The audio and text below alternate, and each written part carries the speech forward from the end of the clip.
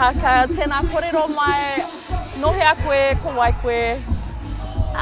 Ko Ihaka Whanarere Tauri taku ingoa, heuri tēnei no te awa tupu o Whanganui, o tira te me paratapu o Rātana.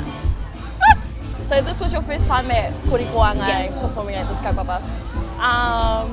When you got the call that they wanted you to perform at this kaupapa, how haokare aroto, what were you feeling? I ohorere au i tō rātou wakapā mai ki au, ki te tū, ki te waiata, engari i harikoa au ki te mahi tēnei mahi, kua ngā kaunui ana ki au, te mahi waiata, te tū ki te papatū waiwai, ki mua i taku iwi, I ohorere, engari I te mutunga mai I tino harikoa au. Your bow and let your arrow flow.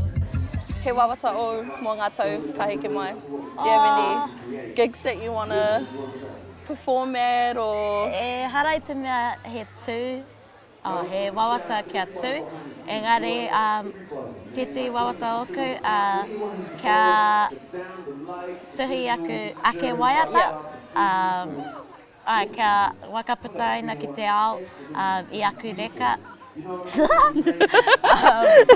Engari, koira titi o aku wawata. So Ihaka is trying to and really wants to get his own songs out there. So stay tuned, e te whānau, because we've got an up-and-coming star on the rise. So Stan Walker, watch out. He'll watch this and be like, oh. Ko titi o aku I hopu manawa, ko Stan o tira, ko Macy Reka, ko Rob Ruha, aku I hopu manawa Māori. Ai, koira taku. Nā te aha koe I whai I tēnei huarahi o te ao waiata? He nui ngā akoranga, ngā mea I poipoia iau, kia pua wai mai tēnei ao. Engari, ko tete o ngā tino mea I titia ki taku ngākau, I tino poipoia e ahau, ko aku mātua. Nā rātou ahau I waka koe nei momo taonga, I tēnei mea te reo waiata, o tira te tū ki runga I te papa whakatū waiwai. Ai nāku te maringa nui, ai ko aku mātua. So, Hea e tehi o ngā tino wero o te ao waiata? What are some of the challenges? Koe te wero, I tino wero hia ki au, ko te piki ki ngā note, me te kore whango I te reo. Anō hoki ko te tui mua I te marea, e tehi wā ka puta mai ngā moe, ngā karea rotoa moe, ngā pūrere hua, engari I te tutukinga o te tū, ka harikoa, ka tikoa kua te ngākau.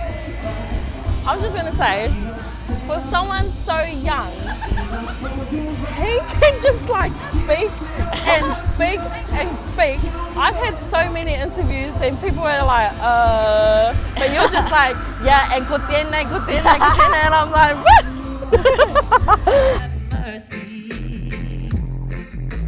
If you go out tonight and get drunk and lonely. Mauri ora kia tātou te whānau.